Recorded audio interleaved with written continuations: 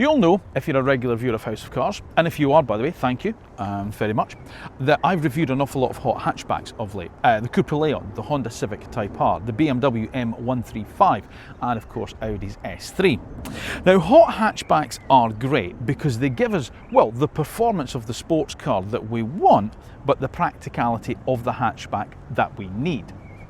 But what happens if we need a little bit more practicality? What happens if we need even more space than a regular hatchback can even offer us? What happens if we need an estate car, but we still want to be, well, hot? Well, thankfully, Škoda have the answer with this, the Octavia vRS Estate. And it could just be, spoiler alert here, every car that you would ever need. And in this week's road test review, I plan to explain why. Welcome to this week's road test review. Welcome to the newly revised Škoda Octavia vRS Estate. Please sit yourself down, make yourself comfortable in the House of Cars.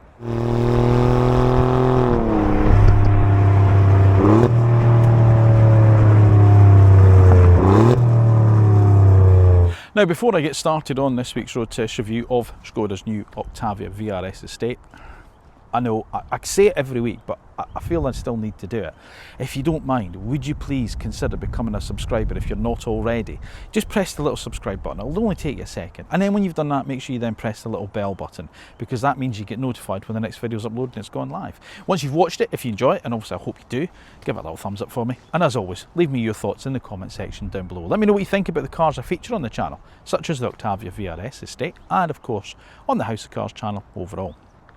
So, the Škoda Octavia, it's been with us for quite some time now, and the vRS model, the hot version of it, has been a relatively permanent fixture in the range almost since day one, and it's always been available as a 5-door hatch or a 5-door estate car, and it's also been available in a variety of different forms. You used to be able to get it either as pure petrol, or you could have it as a diesel, or you could have it as a plug-in hybrid at one stage. You could even get a four-wheel drive version of it at one point. And for me, I've always felt that if the Golf GTI is the hot hatch for grown-ups, then the Octavia is the hot hatch for grown-ups that don't need to justify themselves. It's the car for people that put sort of like quality, usability and practicality over image, and dare I suggest self-justification. And if the Octavia has always been a practical car, if it's a hatch, then the Estate, well, that's just even more so. But as always, let's take a brief look at the main points on the car before we start the full review.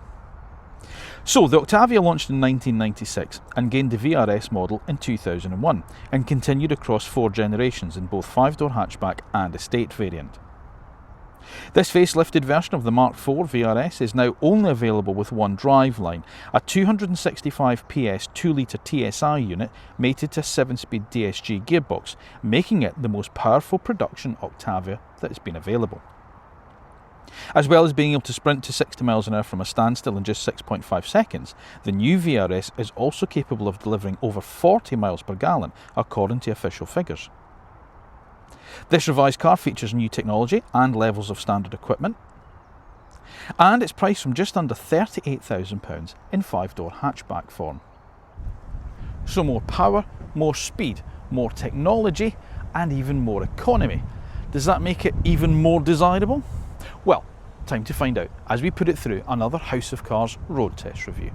Now, as always, we start with how the car looks, but this is a facelifted version of the Mark IV Octavia.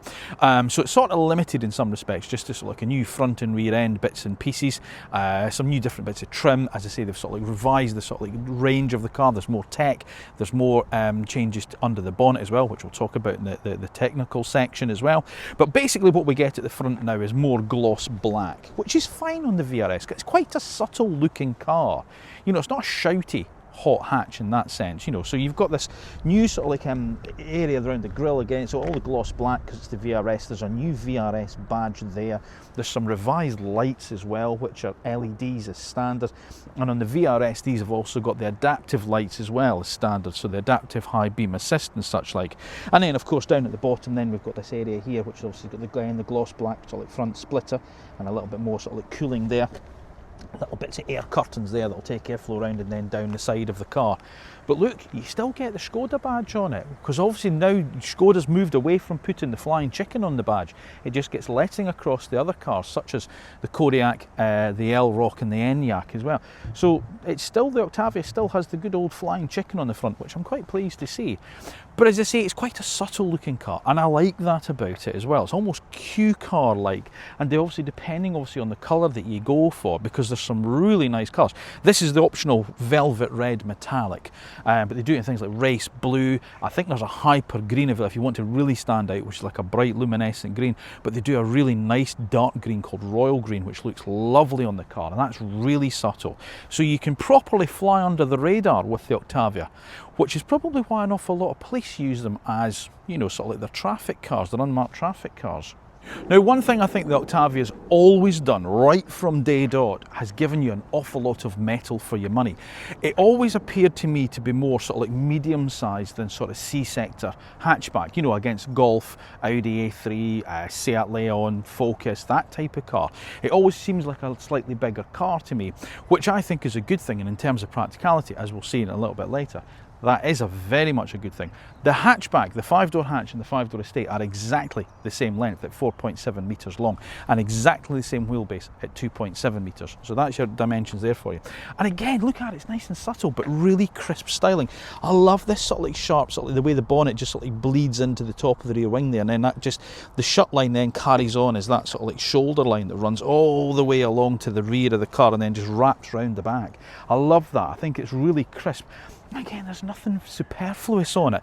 You know, a set of 19-inch alloy wheels, which I think look really good on the car, and that's pretty much it. With the vRS, you get your gloss black door mirrors there, your gloss black integrated roof rails, and obviously the door pillar there, and that's it. There's nothing fancy about it. There's nothing, you know, over the top or shouty about it. Now, obviously, if you've watched my Audi S3 review, you'll know that I quite like that about the S3.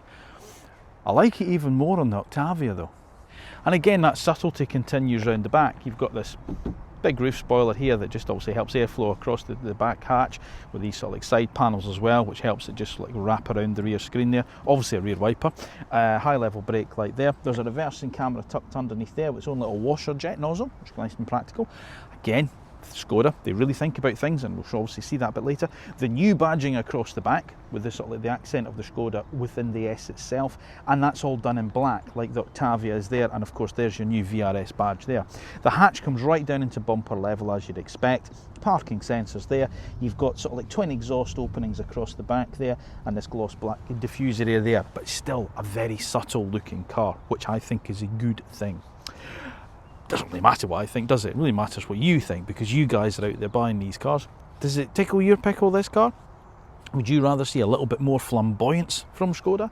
Especially given the rallying history, you know, would it be more, you want to see bigger spoilers or different wheels or whatever on it, more red striping or whatever?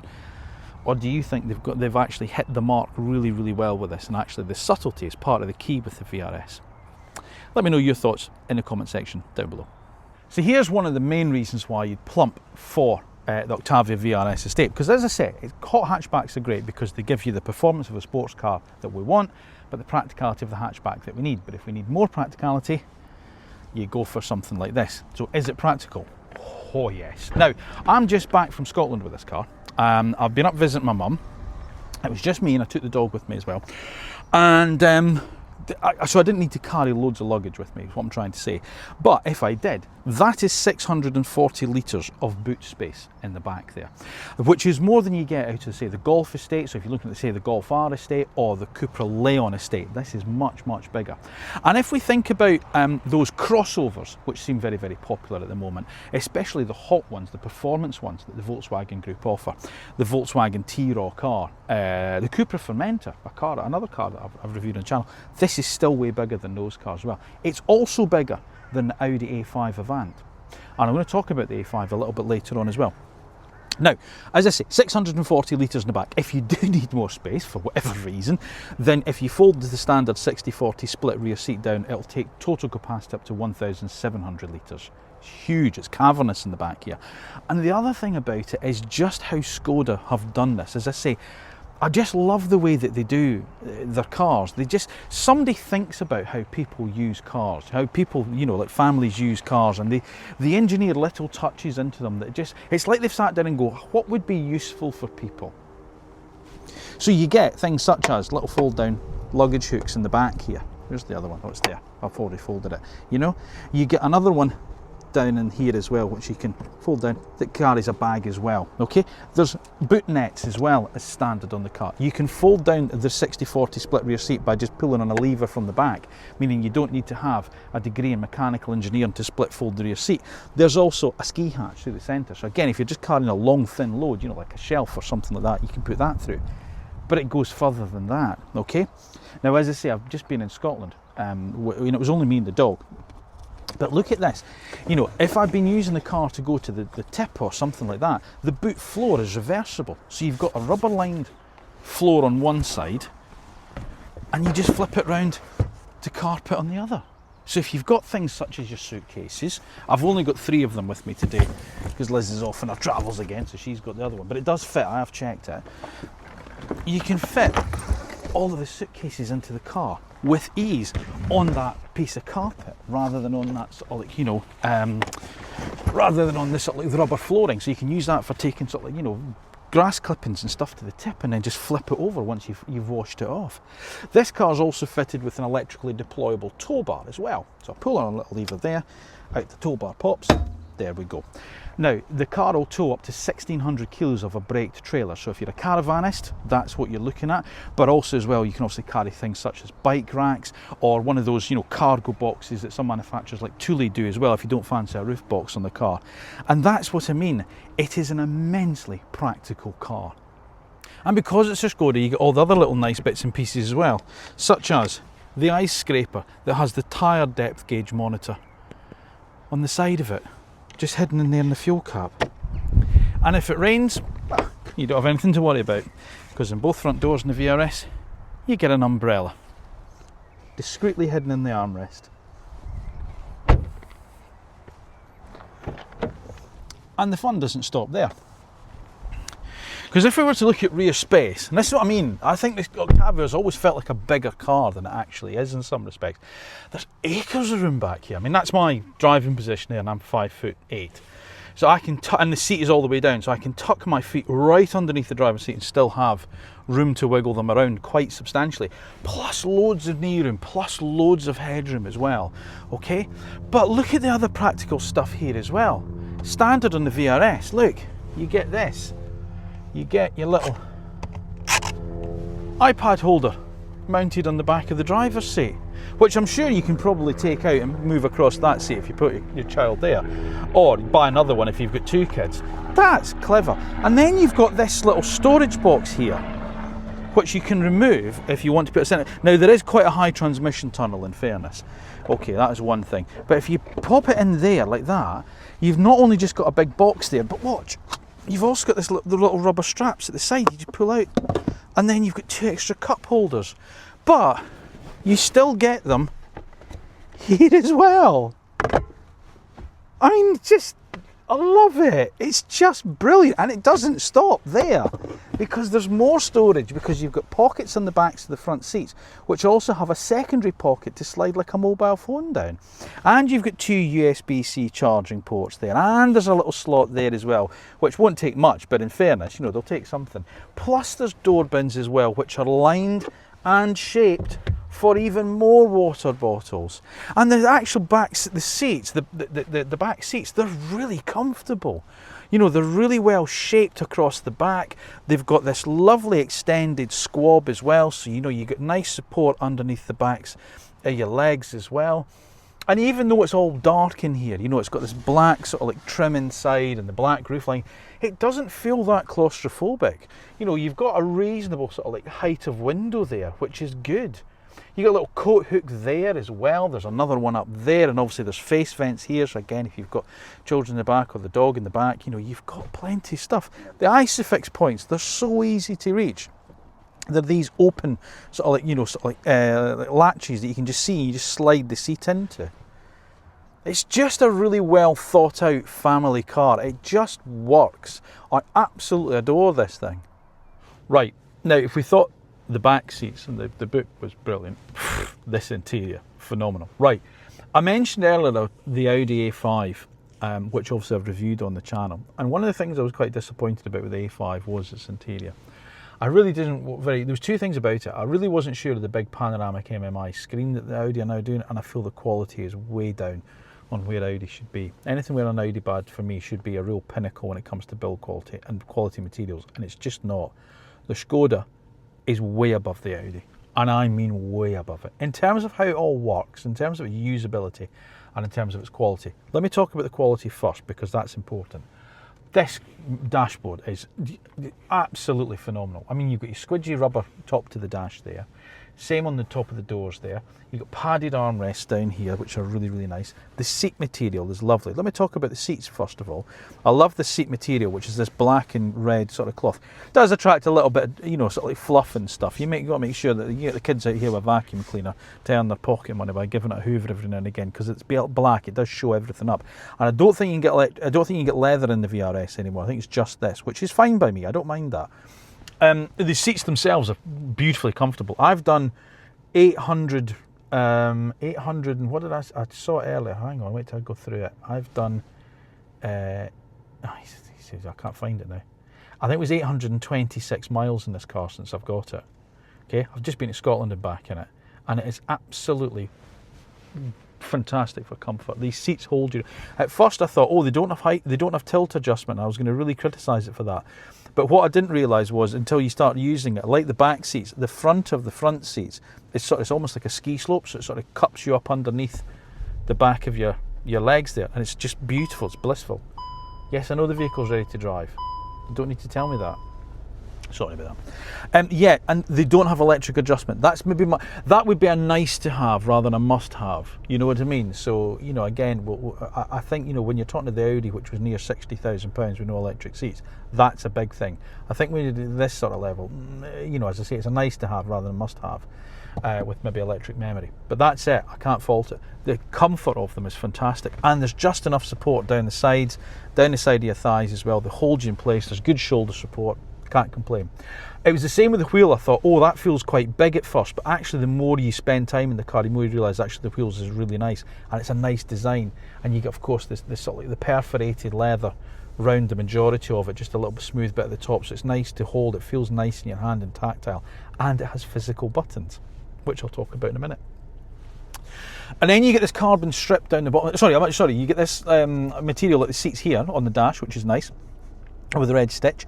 Then you get this carbon strip along the bottom, and then more of that nice squidgy rubber. The quality's just, I mean, it's like granite. If they'd made this out of granite, you would have gone, I can't fault it. And that's what it feels like. Everything, there's not a squeak, a rattle, or anything wrong with this car. The door bins are lined with carpet. You know, it just feels right, and it feels like it'll last a billion years, which is phenomenal. Audi need to really get their act together again, because if Škoda are doing this as well as this, they are leagues ahead of Audi now, as far as I mean. They're the best in the Volkswagen group, without shadow of a doubt, Škoda, in terms of the build quality. It's phenomenal in here, absolutely phenomenal. Right, let's talk about this. A 13-inch touch screen, which is plonked up in your line of sight here, which is good. But you do get a lot of physical buttons with it as well. Now, these are shortcuts for a lot of the stuff that's in there. So, for instance, your driving mode, press the mode button, it comes up there immediately, okay? So you don't need to delve in too far into the screen to find it. However, it is in the screen. If you press that, there's your vehicle settings there. I've done it wrong again. Hang on. Oh, for God's sake. Vehicle driving profile, there it is there, sorry, driving profile. So you don't need to go into the screen. If you press that, it brings it up as a shortcut menu, okay? But there you go there. So there's to go into your vehicle, change such things such as, this is stuff you'll set once and then leave it, so you don't need to keep going into this. So for instance, it mirrors that fold when you lock, that's switched on, you can switch it off there, okay? The same with the headlights. If you want the lights to stay on while you leave and you walk up to the house, you can do that, that's in there. And your tire pressure monitoring, that's in there. Same with the interior. If you want to change the interior mood lighting, you can, in the driving data that it shows you there. And there's various things you can do as well. There's some clever stuff in here as well, sorry. I won't be able to find it now because I'm useless with stuff like this. But if I go back to, where is it? Vehicle. No, it's not that. I'm sure it's system settings. Yeah, settings. Is it here? There, it's in here, so you can change such as your units. So again, if you're on the continent, you can obviously change it to kilometres. You know, you might use that if you're abroad a lot. The other thing as well was in the vehicle. Where is it? Headlights. Travel mode, driving on the left. So you can tell the car that you're driving on the left, and the car will then adjust the stuff like that. You know, you'll use it every now and again, but it's all in there, and that's what I like.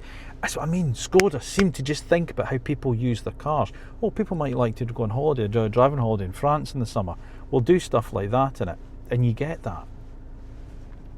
The other great thing about this is, I say, there's lots. All these are pretty much shortcut buttons. So whilst it's all controlled via the screen, to get to the bit you want, you use an actual physical button.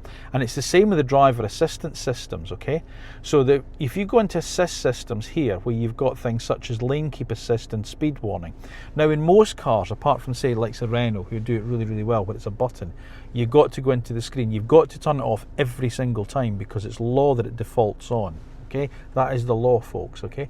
But the one thing with Škoda, if I switch it all back to the home screen, okay, on the steering wheel, there's the duplicate of that button, just here. If I press it, it comes up in the screen, and all I have to then do is scroll down, turn off lane keep assist, speed limit warning, done. Simple as that, exactly the same. The only other thing you might want to turn off is your stop-start system. And that's just done via that little bit on the screen there. It's also got wireless Apple CarPlay and Android Auto as well, so that's good. And you've got a wireless charging pad down here, which seems really quick as well. It seems like a really high-powered one. Charged my phone up really quickly, which is good. And I think it is ventilated as well, although I'd need to check that.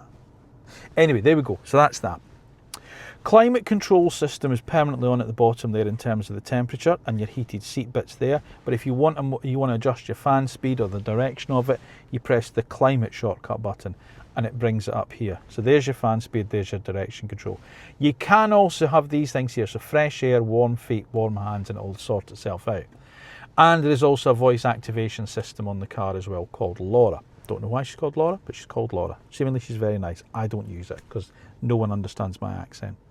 So that's that. It's a really simple screen to use. Another thing I like about it as well is, look how sort of like nice and bold. Shush. It's just because I'm sitting with the engine running, it's telling me to drive off. Look at the icons, you know, they're nice, clear and easy to use. And that's why another thing I like about Škoda's version of the UI. It's just really simple to use. There's nothing really fancy in here, you know? I just like it, it just works. Right, so that's your physical buttons there. So that takes you, if you press set, there's access to turning off the stop start, the traction control system and the interior monitoring. That's a handy thing because when I was away at the weekend I had the dog with me, I had Finley with me. So when I was going in to pay for petrol, leaving him in the car, I could turn off the interior monitoring easy and lock the car. There's your park thing there, which will bring up your reverse camera and you can change the angle of that and also your rear cross traffic alert as well. Hazards lock, climate control we've discussed, and then maximum defrost and reheated rear screen. Okay, steering wheel, as I say, really nice size, but of course you've got physical buttons on it. The only touch sensitive button is the volume control, which is the silly slider thing. But as the driver, you're never going to use that. You're always going to use this thumb wheel on the steering wheel. And that adjusts your volume up and down. And then there's your track search. And like I say, they're physical buttons. They're not the touch sensitive ones you get on the other Volkswagen Group stuff. Fabulous. You've also got the paddles for the DSG gearbox attached to the wheel as well, so right to move up the box, left to go down. You only get a 7-speed DSG in this car now. I will go into that in the technical section next, but it only comes with the 7-speed DSG box. That's it. And then you've got things such as light controls down by your right knee, and then there's electric window switches and mirror control on the door panel. That's all fine. Good. Right. Storage. Fabulous, just really good. Well, yes and no. You've got two cup holders here, which is fine from a water bottle, but as is usually the case with Škoda, they will not fit my big Yeti flask. It will not go in there, but it will slot down in the door. And as I say, the door bin is lined with carpet, which is nice. The other thing they've got in the door bin as well is a waste paper basket. It's got a little bin in the door. Hang on, see if I can take it out and show you it. Look, just clips onto the door bin, and then you've got a little bag there. So like, you know, you've got your sweetie wrappers, you don't have to chuck them in there, and you just pop them in the door bin. and then take it out and empty it. That's what I mean. Just sensible stuff. I love that. That's really cool. And you've got a good size sort of like storage box in there for your Haribos or for your Starbursts. 2 cup holders, which, as I say, will take a smallish water bottle, and there's a little slot there you can throw the key in, I suppose, as well. The only bits of piano black there are just round the gear selector here, and then 2 strips in the door. That's it. So I'm not going to fault them for that. That's fine. You've got a sunglasses holder at the top there, and then obviously everything as you expect to find it. Lastly, I'll just talk about the driver's display, which is very good and very configurable as well. So depending obviously on what you want it to show you, you can either have it 2 big dials, like I've got the 2 big dials there, you know, for rev and speed, and then the map in the background. You can also zoom in and out of the map quite easily with this little thumb wheel on this side here. So if you want the map to go really into detail or way out, that's the inbuilt map, not the if you're using, say, Waze or Google Maps on your Apple CarPlay. That's not what you'll get there. Okay, it's the actual Škoda one that you get there. You can, as I say, you can change it how you see fit. If you don't want the map there, you just want to tell it. So it's got the gear indication display in the middle, and then you've got your rev counter and speed on that side. You also get the digital speed readout as well. You can have it so that you take everything off and it's really just numerics that you get on it. There's no dials. What else can you have? Temperature. There's temperature there as well. And then you can scroll through to give your trip computer. There it is. There. That's what I was looking for. Oh, why did I get rid of that? You just got to remember you can. Oh, come on. Just show you here, because I'm also going to talk about the economy I got with the, there it was, 829 miles I've done in the car over the last few days, and it's been brilliant. Yeah, 829 miles. The only downside, I say it's a downside, it's just a preference, I suppose. I don't want to criticise it. The fuel gauge is a lit bar at the side there, and same with the temperature. I don't mind so much temperature. I'd really like the fuel gauge just to have been a dial, however. But I'm not going to criticise it for that. That's just a preference. Other than that, I genuinely can't fault this interior. The quality is phenomenal. The materials are brilliant. You know, I say bar the slightly smallish cup holders and the fact that you don't get electric seats. If there's 2 of you driving it, it'd be nice to be able to store your memory position in. Oh, and you can't get a sunroof either. That's, I mean, some people like them, some people don't. Other than that, genuinely, this interior, it is really hard to fault, and it's one of those cars, the more you use it, the more time you spend in it, the more everything just becomes, you just realise how good it is, and it is absolutely brilliant. Right, things are really simple with the Octavia VRS now, because it's just sort of like one size fits all when it comes to its mechanical setup. So you no longer get the option of a plug-in hybrid. Odd that, I think, you know, when considering everyone's going down that electrified route in some respects, Škoda have moved away from it with this car. So you don't get the plug-in hybrid option on Octavia VRS, and you certainly don't get a diesel option either. Nor do you get a 4-wheel drive option like there was available before as well. So it is the EA888 engine that we see in service in a lot of the Volkswagen Group cars, especially the performance cars. So 2-litre 4-cylinder turbocharged engine. Power is up now to 265 PS, which is 20 PS more than before, and 370 Newton meters of torque. As I said, you don't get a manual option either, so it's just the 7-speed DSG gearbox delivering power to the front wheels. Now, the interesting thing I think is economy with this car, because Škoda give it a combined average fuel economy of around about 40.4 miles to the gallon. Over the last 826 miles or so I've had the car, I have averaged over 37 miles to the gallon on the car, and that has pretty much been about 90% motorway driving. I think that's pretty impressive. So I think on a combined cycle, you know, motorway, town driving, local running about, you will easily see over 40 miles to the gallon out of this car. And talking of all the other nice little things that Škoda do, look at the windscreen washer fluid cap. You know, this rubber cap here. So if you splash the stuff into it, it holds it. You just flip it up and it just all runs into there. Isn't that clever? See? Simple, thoughtful stuff. So like I said, the facelift to the Octavia VRS has brought a power hike as well. So it's an additional 20 PS, I think it is. It's now up to 265 PS, and it will do 0 to 60 in 6.5 seconds. It'll do it in 6.4, a tenth quicker if you go for the hatchback rather than this estate. But personally I wouldn't, because I know it costs a little bit more money, but I just think the extra practicality the estate brings with it. And I just love a hot estate car. Who doesn't? Is it a hot estate car? That's the thing though. It's quick, we know that. It'll do 155 miles an hour, you know, where permissible, obviously, Your Honour. But is it a hot estate car? Though this is the thing that's interesting. The question I was sort of keen to find out with this car is it an estate version of a hot hatch, or is it a hot version of a good estate car? And I think it's the latter. I think it's just an Octavia estate that's been tweaked and sort of like honed and, you know, sort of like made better over the standard car, because the standard Octavia estate is a brilliant car, and that's exactly what you've got here. You've got a car that in everyday driving drives like a 1.5 TSI Octavia estate, but when the mood takes you or the road demands it, all of a sudden it sharpens up and you can really get some speed up and you can really get some fun out of it. Now, a couple of things about it. First of all, you'll hear a little chirping noise there because that's the speed limit warning going off, because I'm just sneaked over the 40 miles an hour. If I want to turn that off, remember I was saying to you, just press once on the steering wheel there on that button and then click the wheel, scroll down to speed warning. That's lane assistance, speed limit warning off. It is as simple as that. And that's what I was talking about, how good Škoda are about like doing all those sensible everyday stuff. Turn the stop start off, one icon on the screen, that's it off. That's all you need to do. It's not a difficult car to live with. You don't need to delve into all these screens to change things. They're all within easy reach. And as I say, you know, I've done, as I say, just over 800 miles in the car over the last 5-6 days. You know, driving to Scotland and back, variety of roads, but mostly motorway. And it was quiet, it was comfortable, it was refined. But when I got off the motorway, back roads of southwest Scotland where my mum lives, yeah, you could get a hustle on.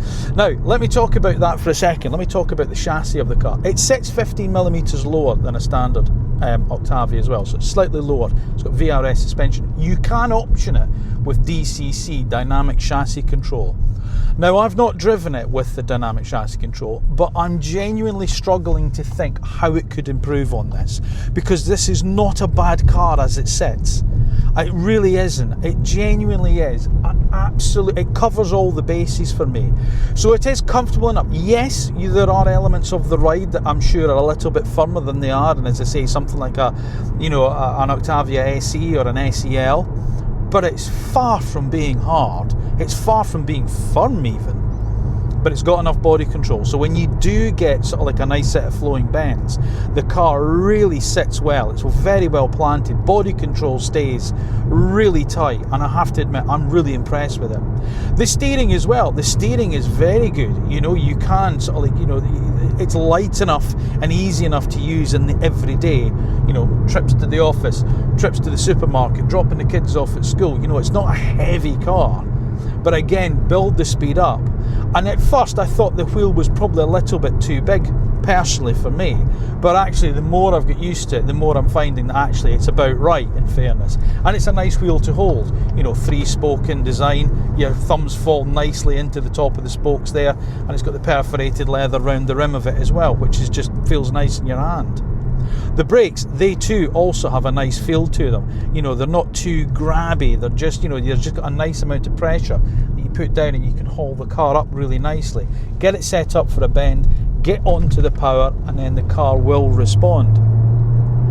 Now, let's talk about the gearbox, because I say you can't have the Octavia now as a manual. It's got to be the 7-speed DSG.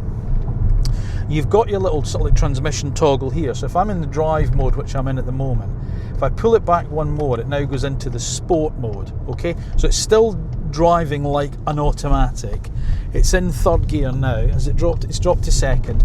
It will now hold on to that gears a little bit longer up the revs before it upshifts than it would in the standard mode. But from here I can also use the paddles manually. So it now says M3, so I'm now in third gear myself. It won't shift until I pull back on the right paddle, and it is absolutely seamless. It's bang, bang, bang. These DSG boxes over the years have got so good.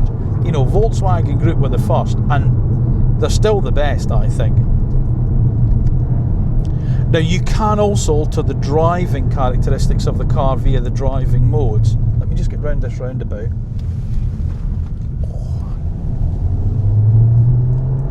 Oh, now there's a little bit of a bang through that really hard rut there, in fairness, but a lot of cars do that there. I'm not going to label this as being a hard car. As I say, it's far from firm, and you know, six hours it was yesterday all the way down the M6, and it was absolutely perfect. Right, let me just come out of this so I can concentrate on what I'm talking about. I'll just go through this width restriction as well. There we go. Right, so if I want to change the driving modes, I can do. So I can go into this mode button here, and I get 4 driving modes: Eco, Normal, Sport and Individual. So Normal's the default one. That's what you're in as default mode. Obviously, if you go to Sport, it sharpens things up, so you've now got a much sharper throttle response in the car as well. Now, obviously on the DCC equipped car, that will also alter sort of like damper controls as well. And then there's the individual mode. So depending how you want to set the car up, you can set it up for your own sort of like preferences, if you like. So for instance, what have I got in there? If I go into the individual mode, let's have a quick look. I should have really done this when I was sitting in the car. But anyway, let's wait for these cars to go past. Yes, if I go into the driver's profiles and I want to set up individual configure, what I can do is I've got my driving dynamics in sport, but I've got my steering in normal. Oh, obviously I'm not using indicators today, sir. But I've got the drive in sport. So the steering's in normal, so I've still got, it's not too heavy, it's just about right. And then the drive is in sport, so I've got a sharper throttle response. And then you've got your adaptive cruise control, which it will also, and the light and the air conditioning. I don't know why it does lights and air conditioning as well, but it does, in there. But obviously, if you wanted to say slacken off, did I suggest? So if you want to stiffen up the steering, but maybe slacken off the throttle, you can change that round. So that's why you've got that individual mode, so you can do that. And this is what I'm talking about. It just becomes a real jack of all trades, this car. When you want to get your hustle on, it performs. But then, as I say, when you're up on sort of like, dare I suggest, like maybe the motorway, or you're just driving normally, dropping the kids off at school, to Škoda Octavia. Last thing to talk about on the chassis, it has a thing called a VAQ. Now, I'm not sure on the actual pronunciation of this, but effectively it acts like a limited slip differential. So it balances the power across the front driven axle, and obviously to stop sort of like a wheel from spinning away and losing traction. So again, it just tightens everything up, and on a tight, twisty road, you can really feel it. If you apply power, if you're a sort of like a slow in, fast out driver, and you apply power mid-bend, you don't get sort of like an inside wheel just spinning away and a bit of torque here. It locks it, and it just allows a more even balance of power to get the car dug in and slingshot you out the bend. It's absolutely fantastic, this car. It really is. There are very few cars. The sign of a good car for me in some respects, you take a car out and you go for a drive in it, and you're driving along, it thrills you with the performance, but then maybe lets you down in the usability of it. It's really quick, in a straight line, but maybe actually when you're using the car, as I say, in the everyday, you go, oh, it's a bit thumpy, it's a bit bumpy, the seat's not quite right. This isn't like that. So whilst maybe immediately you don't go, oh yeah, probably a Golf R is a bit quicker, it's maybe a bit more dynamic. Yes, it is. But on the everyday, when you start using the Octavia vRS estate, when you just do normal stuff with it, you realise how good the baseline actually is, how high a standard that Škoda set with the base car, and then improved on that in all the ways that you want from a hot hatch or from a fast estate. And then you realise that what you've got is something that's very, very close, and I'm going to say the word, that's very close to being absolutely perfect. It really is that good. It takes a time to find it, but when you do, you'll never look back. This thing is brilliant. Now I want to talk about price, and I want to talk about it fairly in depth here. Now, I think we all know that Škoda no longer make cheap cars, okay? Haven't done for years, because if you want an Octavia vRS, then you're going to be looking at spending £38,000, because that's where the 5-door hatchback starts, okay? If you go for an estate model, which this car is, and personally I would, I think that this is the better car, it's £39,775, so it just sneaks in below that piss take of a luxury car tax of 40 grand that we have here in the UK. However, the problem then is if you add a couple of options to this car, which this car has, because it's got metallic paint, it's got the electrically deployable tow bar and a spare wheel, believe it or not, this puts this car at £41,385 on the road, so above that £40,000 threshold, okay? So that's the downside with it. However, let's think about the difference between cheap and value. And I'm going to use another car from the Volkswagen group to differentiate this. The Audi A5, a car I've reviewed on the channel not that long since ago, the new Audi A5, which is a medium sector saloon car. It's effectively a bigger car than this, if you look at it, in the sort of like the realms of it. It's the same size as the Škoda Superb. However, it's not as roomy as the Octavia. Okay, and that car was a 2-litre TDI, well they call it a launch edition, but effectively it was like the S line, so the sporty trim level, if you like, that, you know, like that you could say, well the vRS is sort of like the equivalent of that, but with the 2-litre TDI engine, it's less powerful, and it wasn't an awful lot more economical than this car. It was less well equipped than this car, and it wasn't as well built as this car, and it certainly wasn't as practical as this car. And if we'd gone for the A5 Avant to review, that would have put that car at £58,000. In other words, £17,000 more than a bigger, better equipped, better built, almost economical, nicer to drive Škoda Octavia vRS. Why would you buy the Audi? And that's what I mean, that's the difference. Škoda might not make cheap cars anymore, but by golly, do they make ones that are good value. Competition. Well, that's really difficult, because remember, we're reviewing the estate version of the Octavia vRS, which I think is the one to have. So thinking of an estate version of a hot hatch, ooh, we're struggling a bit. And funnily enough, the biggest rivals that this car have come from within the Volkswagen empire. Because of course, whilst you can't buy a Golf GTI estate, you can buy a Golf R estate. Now that's more expensive, and of course it is more powerful. But perhaps you might see that as a rival. But of more likely, you're going to see the rival coming from Cupra, because Leon you can have as an estate. So the Cupra Leon you can have an estate, and in some respects you do get a little bit more choice with Leon, because you can have hybrid and plug-in hybrid and all sorts of things with that car as well. So that's its main rival, because the only other rival that there used to be is now discontinued, which was the Ford Focus ST estate. That's it. So it does stand fairly uniquely in the market space if we were pigeonholing cars like we normally do. So if we were to look slightly further afield and maybe include some crossovers, because we need the practicality but with the performance, but again it's sort of coming from within the Volkswagen group, because you've got things such as the Volkswagen T-Roc R, the Cupra Formentor, and of course the Audi SQ2. So it really is a car that really stands apart for all the right reasons, I think. Like I said right at the very, very start, this could be all the car that you will ever actually need, because there's enough performance and dynamics on offer here to satisfy even the keenest of drivers, twinned with the practicalities that the majority of us need for the daily dreary duties that family life brings.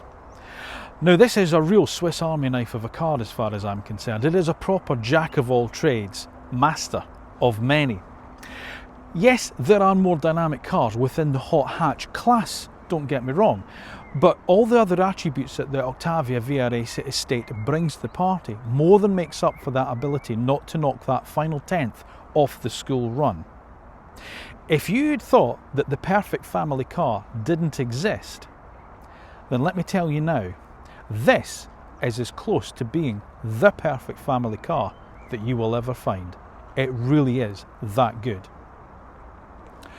Thank you for watching another road test review on House of Cars. As always, please make sure you are subscribed to the House of Cars channel, and once you've done that, make sure you then press the little bell button that's down below, because that's the way you'll be notified when our next video is uploaded and it's gone live. If you've watched the review and you've enjoyed it, and obviously I hope you have, then obviously give it a thumbs up and let me know your thoughts in the comment section down below. What do you think of the Škoda Octavia vRS estate? Have I put it up on too high a pedestal, or do you have one?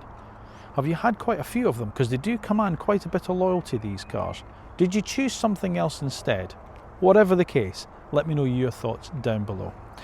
Now remember, if you're a fan of social media and you're a fan of the gram, I'm over on Instagram and it's at House of Cars 1973, so if you'd like to give me a follow there, I'd certainly appreciate it. And remember, whether or not it is a new car or an old car, a large car or a small car, a fast car or a slow car, you'll find them all here in the House of Cars. Thank you once again for watching. Thank you for your continued support. I'll see you again soon.